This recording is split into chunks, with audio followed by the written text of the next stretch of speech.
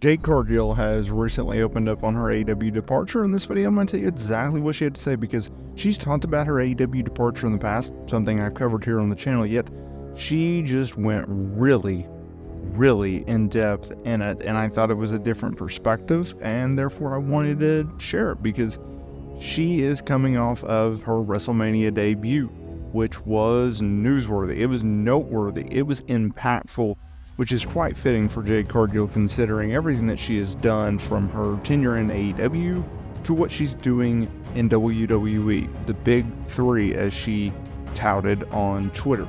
Jade Cargill, Bianca Belair, Naomi, six-woman tag, WrestleMania Night 1, April 6th in Philadelphia. They saw, and they conquered by defeating Asuka, Kairi Sane, and Dakota Kai. They had a phenomenal entrance, right? It was everything that a Jade Cargill fan wanted to see. And on the flip side of that, it was everything that a Jade Cargill hater did not want to see. Because starting from their entrance, where they came up from this platform with the lights dim and them almost being a spotlight on them, to them having a combined yet separate entrance, the way that they did it is phenomenal, or was phenomenal. Their match, very simple, very straight to the point. It was designed to get over Jade Cargill yet again. And that is good news for Jade Cargill fans, because when she was in AEW, yes, she was booked as a top star. Yes, she was a long, dominant TBS champion, but she never got to feud for the women's championship. She never got to feud with the top stars that All Elite Wrestling had to offer. She jumped to WWE in late 2023. She did various media appearances. The company said she will debut when we think that she's ready and when she feels like she's ready. And Jade Cargill said the exact same thing. Yet for months and months and months, all we heard was negativity regarding Jade Cargill. And then when she busted onto the scene and she made her WWE in-ring debut after popping up on Raw, NXT, SmackDown, and even PLEs, she shut up all the haters, right?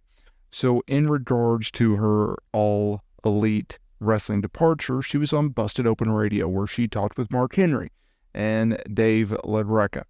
And as the conversation rolled on, she further spoke about her decision to leave the former company, a company in which she took a chance on and they took a chance on, because not a lot of people recognize the fact that WWE was interested in Jade Cargill well before she went to AEW, and Jade Cargill was actually the one that turned down WWE.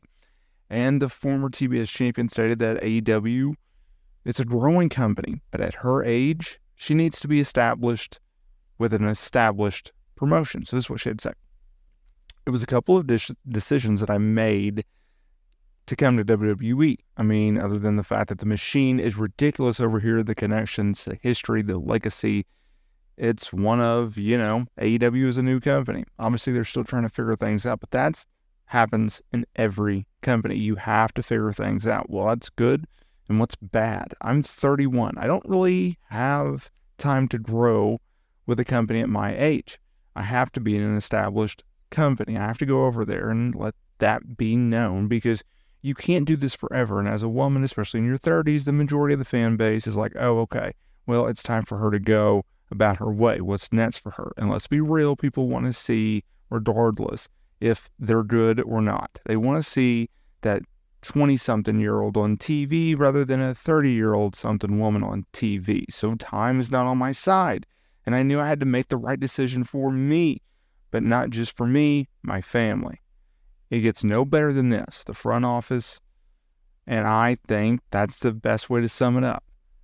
Trust the process. I have WrestleMania match, and again, the front office is the front office, end quote. So basically what she's talking about is, look, you have WWE, which is leaps and bounds the number one promotion in the entire world.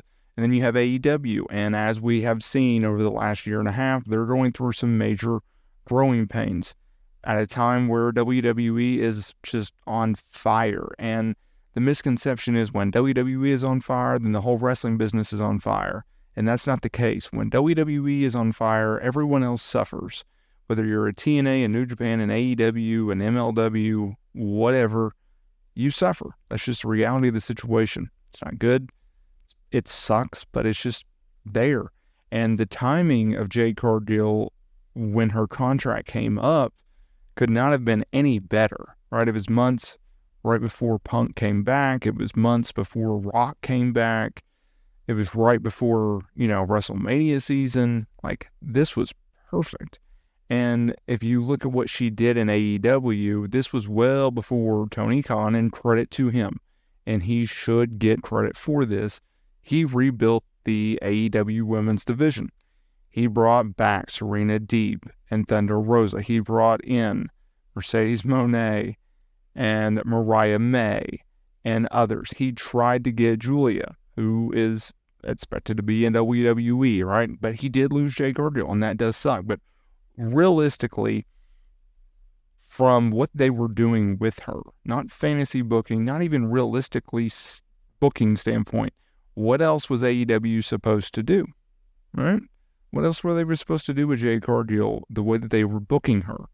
Yes, it's easy to say, well, she could have feuded with Moné or Rosa or Deeb or Mariah May or Toni Storm or go down the list. But it's like, they weren't doing that with Jade Cargill forever. So just because she's now gone from the company, you can't fantasy book and say, oh, well, that could have been different, right?